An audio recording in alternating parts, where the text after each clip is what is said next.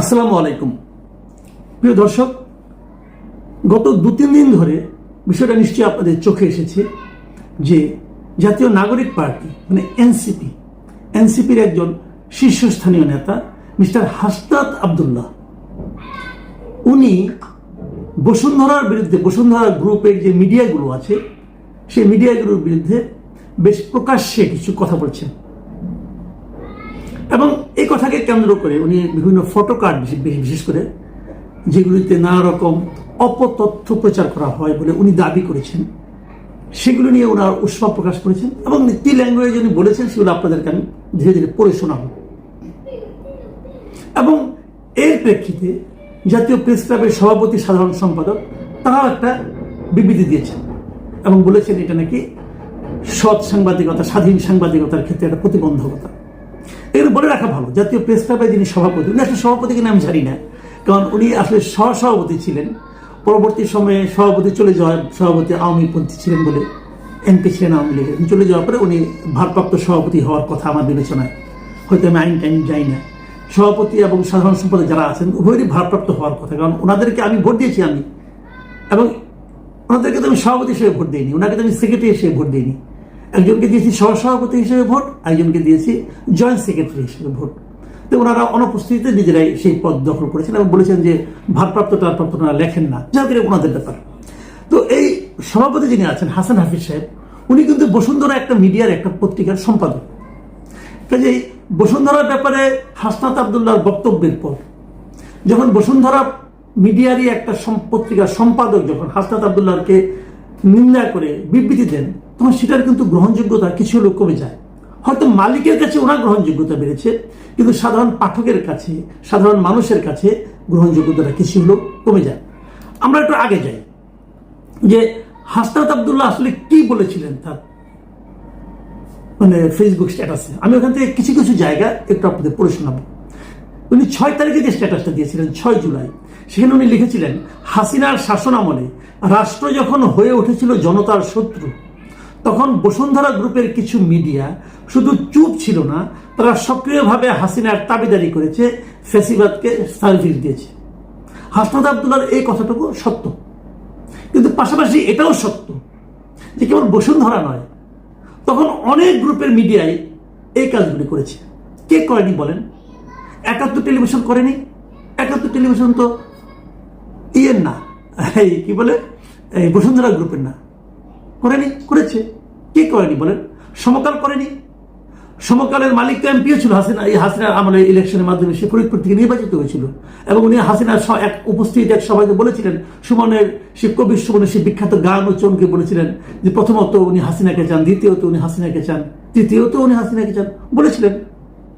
যেমনটি বসুন্ধরা মালিক শাহ আলম সাহেব, উনিও বলেছিলেন যে এই জীবনে উনি হাসিনার সঙ্গে আছেন, মরণে উনি হাসিনার সঙ্গে আছেন, হাসিনা এখন ইন্ডিয়ায় আছেন, উনি আর ইন্ডিয়া যায় হাসিনার সঙ্গে থাকতে যাননি।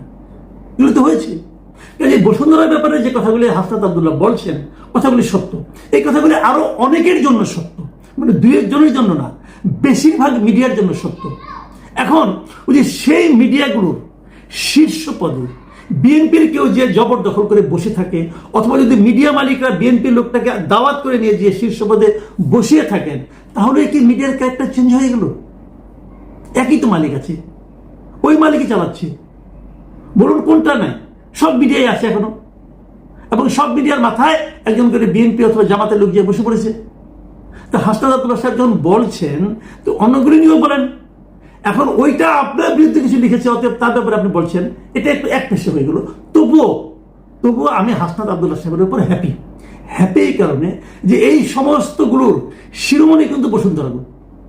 এটা কিন্তু সত্য, কারণ বসুন্ধরার হাতে অনেকগুলি মিডিয়া, প্রায় 7-8টা মিডিয়া বসুন্ধরা নিজের মালিকানাধীন, প্রত্যক্ষ মালিকানাধীন। এর বাইরে আরো প্রায় 15-20টা মিডিয়া আছে যেগুলো বসুন্ধরার সঙ্গে সম্পর্কিত।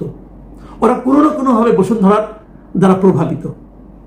তো সব এতগুলি মিডিয়া যারা নিয়ন্ত্রণ করে, তাদের বিরুদ্ধে বলার ব্যাপারটা এত সহজ নয়। কিন্তু হাসনাত আব্দুল্লাহ সাহেবের বরাবরই একটু দুঃসাহসী বলে আমার কাছে মনে হয়েছে এবং সেই সাহসটা উনি দেখিয়েছেন।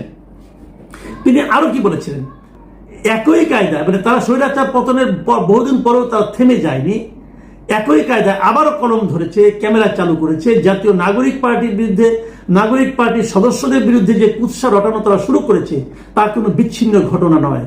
এটা এক চেনা স্ট্র্যাটেজি, উদ্দেশ্য স্পষ্ট। যারা পরিবর্তন আনতে চায় তাদের বিরুদ্ধে মিথ্যা ছড়িয়ে কর্পোরেট স্বার্থ রক্ষা করা। হাসনাত আব্দুল্লাহ সাহেবের এই কথাটাও যে একদম অসত্য আমি তা মনে করি, এটাও আমার কাছে গ্রহণযোগ্য মনে হয়। আমার খালি একটাই কথা, এই জিনিসটা উপলব্ধি করতে হাসনাত আব্দুল্লাহ সাহেবের 10 মাস 11 মাস সময় লেগে গেল। এটা ওরা আগে বুঝেননি। এবং বলা তো হয়ে থাকে হাসনাত আব্দুল্লাহ সাহেবদের এই দল তারা বসুন্ধরার থেকে প্রচুর অর্থ সাহায্য পেয়েছেন, সেগুলো যে অসত্য সেটা তো ওনারা এখন পর্যন্ত প্রমাণ করতে পারেননি।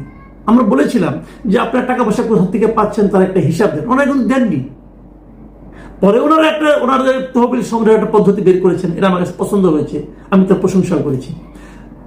সেটা হচ্ছে উনি আরেক জায়গায় বলেছেন, যখন বড় কর্পোরেট মিডিয়া ভুল তথ্য ছড়িয়ে জনমতকে বিষিয়ে তোলে, অপিনিয়ন ম্যানুফ্যাকচার করার চেষ্টা করে, তখন ক্ষতি শুধু একটি দলের নয়, ক্ষতি গোটা গণতন্ত্রের।